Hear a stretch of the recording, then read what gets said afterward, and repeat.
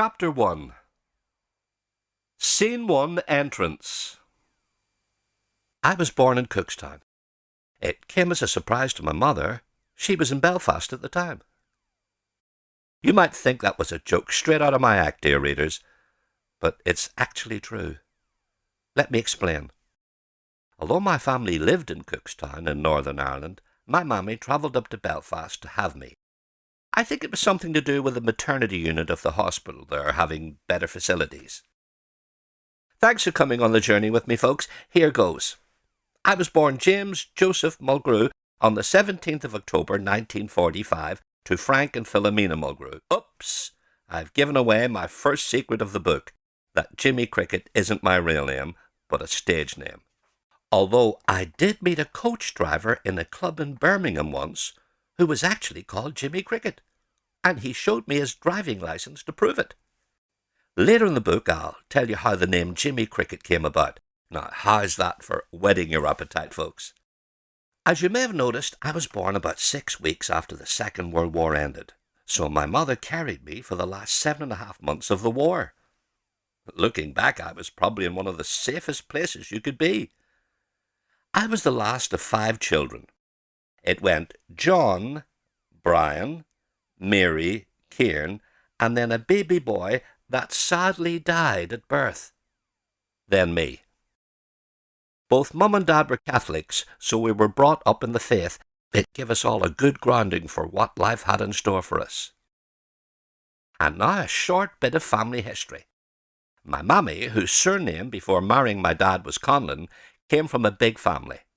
Her dad was a policeman, and her mum, my grandmother, had 9 children. So I don't think she had time to have a job. Here's the tally.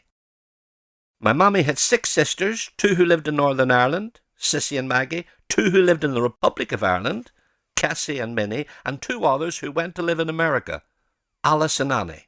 Mammy also had 2 brothers who went to live in Australia, John and James. Phew. Wow, I'm glad I got through all that. Oh, and I'd like to thank my niece, Orla, in Donegal, for helping me with this paragraph. My dad's father was in the spirit trade, but unlike Mum, he came from a smaller family. He had no brothers and only 2 sisters, Elizabeth and Cassie.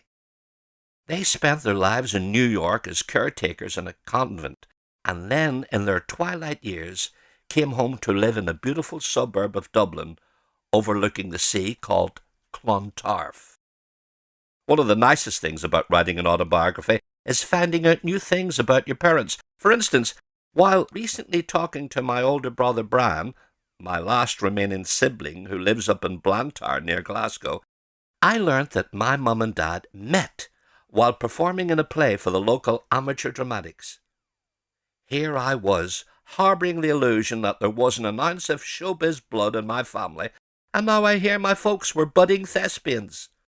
It makes me smile to think of my dad playing the young, dashing, romantic Blade, sweeping my mum off her feet on stage and then asking her out when the curtain came down.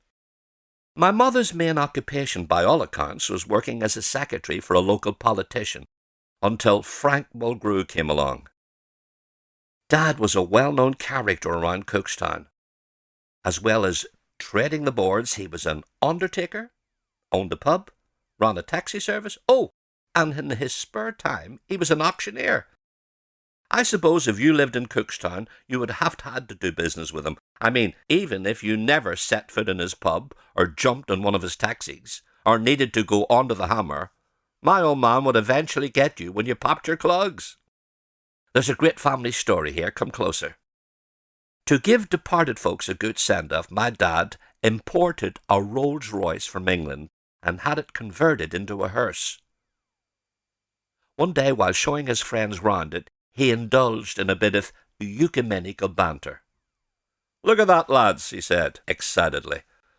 "And there won't be a Protestant buried in it." Just then one of his Protestant chums chimed in. "In that case, Frank, I hope you're always busy."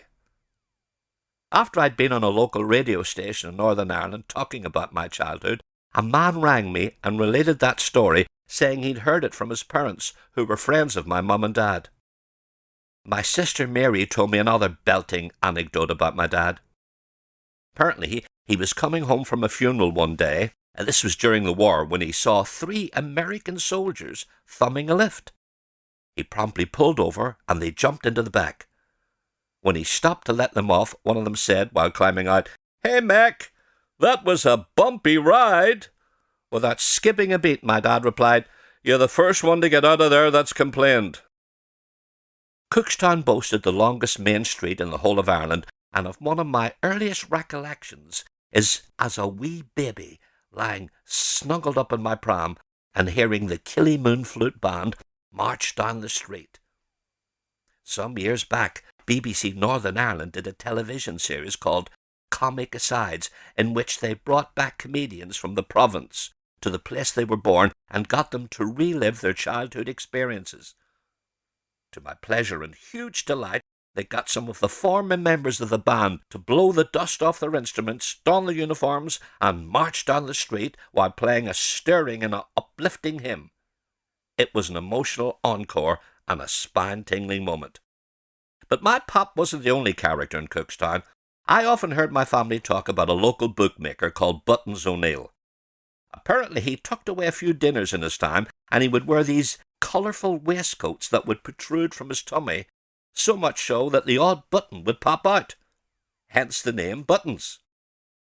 This was the 40s, and capital punishment was still being carried out. So the story goes that Buttons was ambling down the street when he came across a crowd of people gathered outside the local prison.